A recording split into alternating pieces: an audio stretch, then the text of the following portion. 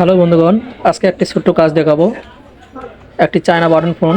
এই ফোনটির প্রবলেম হচ্ছে চার্জ দিচ্ছে না। দেখুন, ফোনটি রান আছে বাট চার্জ লাগালে চার্জ দিচ্ছে না। তো আমি এটার কাজ করে দেখাবো, আপনারা শুরু থেকে শেষ পর্যন্ত দেখতে থাকুন। খুব সহজ উপায়ে আমি চার্জিং পোর্টটি চেঞ্জ করে দেবো। তো এর আগে সুন্দর করে বোর্ডটি ভালো করে খুলে নেব। সেটটি নেওয়ার পরে একটু সতর্ক করে খুলবেন। এভাবে বাটন সেটগুলো খুলতে গিয়ে অনেক সময় ডিসপ্লে যেমন ছিঁড়ে যাওয়ার ভয় থাকে। তো একটু সুন্দর করে খুলে নেওয়ার পর দেখতেছেন বন্ধুগণ, আমি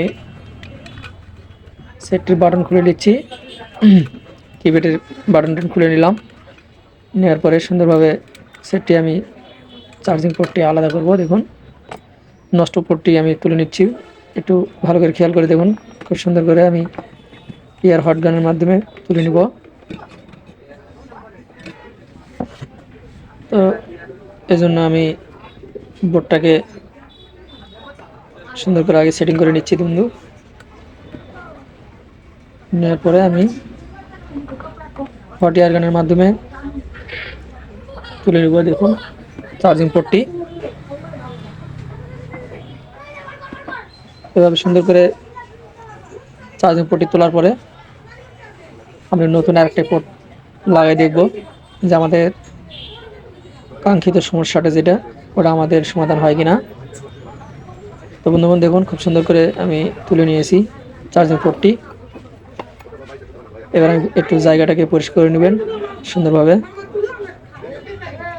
সেজন্য আমি একটু পেস্ট এবং রজন ব্যবহার করতেছি। দেখুন বন্ধুগণ, খুব সুন্দর করে এভাবে ব্যবহার করার পরে আমি নতুন করে আরেকটি ফোন এখানে সেটিং করব। আর এই সকল ভিডিওগুলো আমি নিয়মিত আপলোড করে থাকি। যদি আপনারা মনে করেন যে এই ভিডিওগুলো উপকার আছে, তো একটি ফলো দিয়ে রাখবেন, সাবস্ক্রাইব করে দিবেন বন্ধুগণ। আমি এই সকল ভিডিওগুলো নিয়মিত আপলোড করে থাকি।